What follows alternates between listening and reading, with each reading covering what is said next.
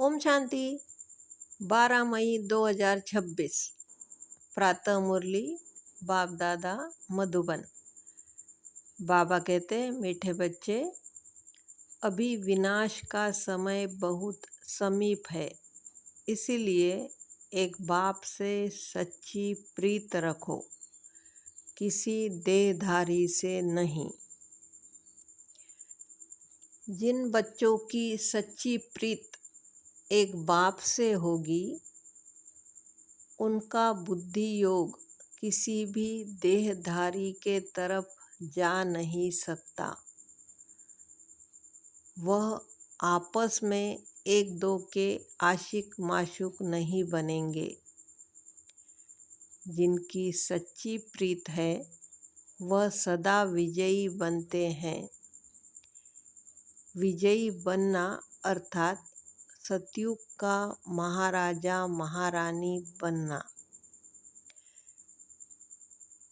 प्रीत बुद्धि सदा बाप के साथ सच्चे रहते हैं, कुछ भी छिपा नहीं सकते। रोज अमृत वेले उठ प्यार से बाप को याद करेंगे।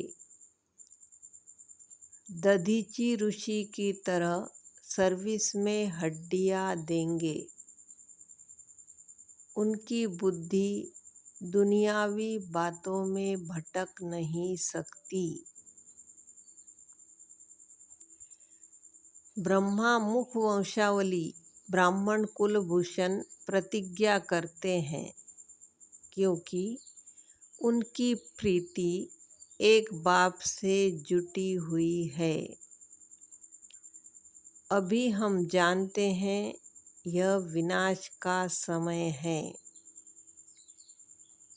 बाप बच्चों को समझाते हैं कि विनाश तो होना ही है।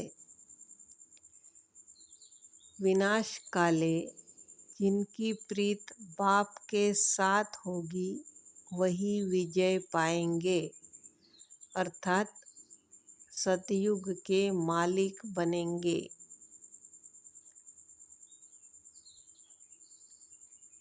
शिव बाबा ने समझाया है, विश्व का मालिक तो राजा भी बनते हैं तो प्रजा भी बनती है, परंतु पोजीशन में बहुत फर्क है। जितना बाप से प्रीत रखेंगे, याद में रहेंगे, उतना ऊंच पद पाएंगे। बाप की याद से ही हमारे विकर्मों का बोझा भस्म होगा।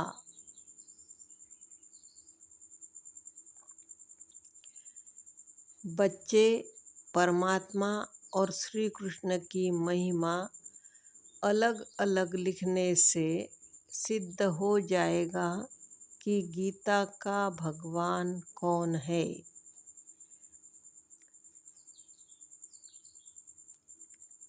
ज्ञान का सागर पतित पावन परमात्मा है या पानी की नदियाँ। गीता से ही स्वर्ग की स्थापना हुई है। गीता की बहुत महिमा है, परंतु भक्ति मार्ग की गीता नहीं। अभी बाप हमें सत्य ही बताते हैं। परमात्मा को सर्वव्यापी कहना भी सत्य नहीं है।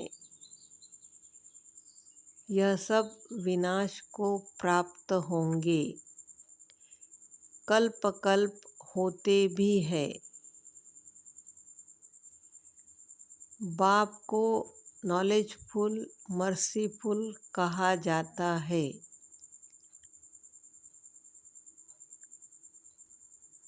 जो सर्विसेबल है वही उच्च पद पाएंगे। उनको ही बाप प्यार भी करते हैं। नंबरवार पुरुषार्थ अनुसार तो होते ही है। सरस्वती को बैंजो दे दिया है, मुरली फिर श्री कृष्ण को दे दी है। मनुष्य कहते हैं हमको अल्लाह ने पैदा किया, परंतु अल्लाह को नहीं जानते। भारत में ही देवताओं का राज्य था। उन्हों के चित्र मंदिरों में पूजे जाते हैं। लक्ष्मी नारायण, राधे कृष्ण आदि को फर्स्ट क्लास जगह पर बिठाते हैं। उन्हों को महाराजा महारानी कहते हैं। यथा राजा रानी तथा प्रजा, सब पूज्य है। हम ही पूज्य थे, फिर हम ही पुजारी बनते हैं। तो पहली बात है बाप को याद करना है। बाप को याद करने का अभ्यास करने से ही धारणा होगी। एक के साथ प्रीत नहीं है तो फिर और के साथ लग जाती है। पुरुषार्थी तो सब है, परंतु हमें माँ बाप को ही फॉलो करना है। बुद्धि योग एक बाप से ही रखनी है। माया की बहुत प्रवेशता होती है, जिनमें आगे श्री नारायण आदि आते थे, वह भी आज है नहीं। बाप कहते हैं मामेकम याद करो। बाप की याद नहीं होगी तो प्राप्ति नहीं होगी। जब बाप से सीधा योग रखेंगे तो पद भी अच्छा पाएंगे, धारणा भी होगी। बाप कहते हैं तुम मामेकम याद करो। ब्रह्मा द्वारा ही मैं समझाता हूँ, ब्रह्मा द्वारा ही स्थापना हुई है। त्रिमूर्ति भी जरूर चाहिए।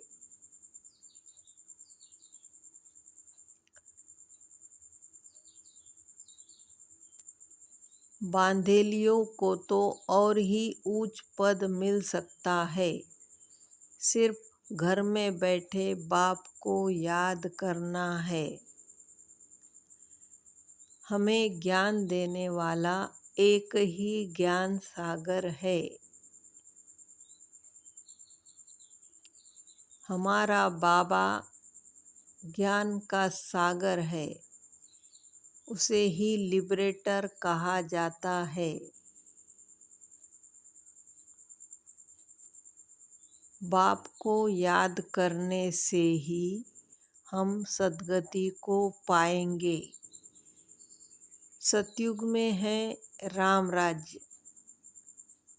सतयुग में तो एक ही राज्य है,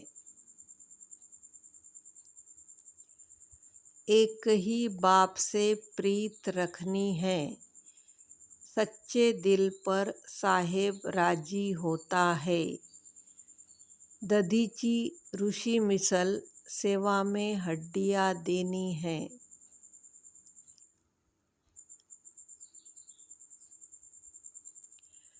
बाबा खुद कहते हैं सुबह को उठकर नहीं बैठता हूँ तो मज़ा ही नहीं आता है। सुबह को चिंतन चलता है तो दिन में भी खुशी रहती है। अगर खुशी नहीं है तो जरूर बाप से प्रीत बुद्धि नहीं है। अमृत वेले एकांत अच्छी होती है। जितना जितना बाप को याद करेंगे उतना खुशी का पारा चढ़ेगा।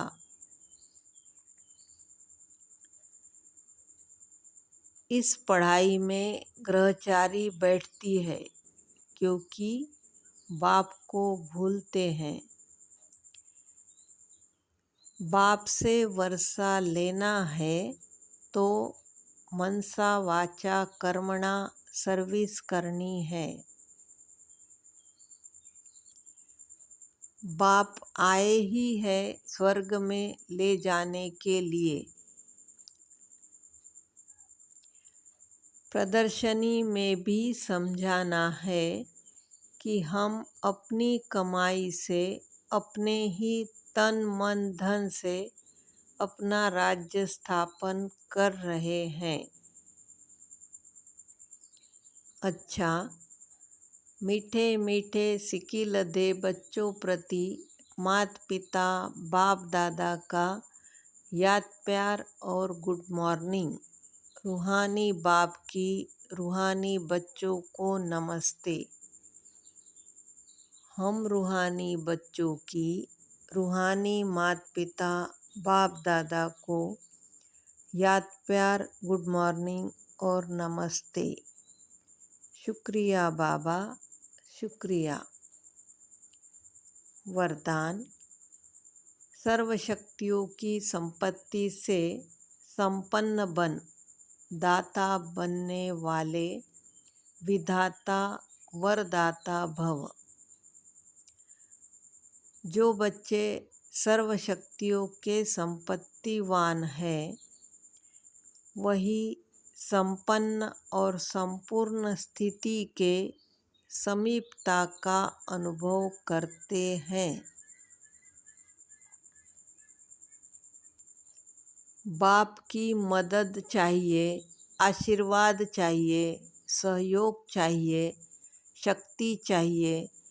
यह चाहिए शब्द दाता विधाता वरदाता बच्चों के आगे शोभता ही नहीं। वे तो विश्व की हर आत्मा को कुछ न कुछ दान व वरदान देने वाले होते हैं। स्लोगन: हर आत्मा को कोई न कोई प्राप्ति कराने वाले वचन ही सतवचन है।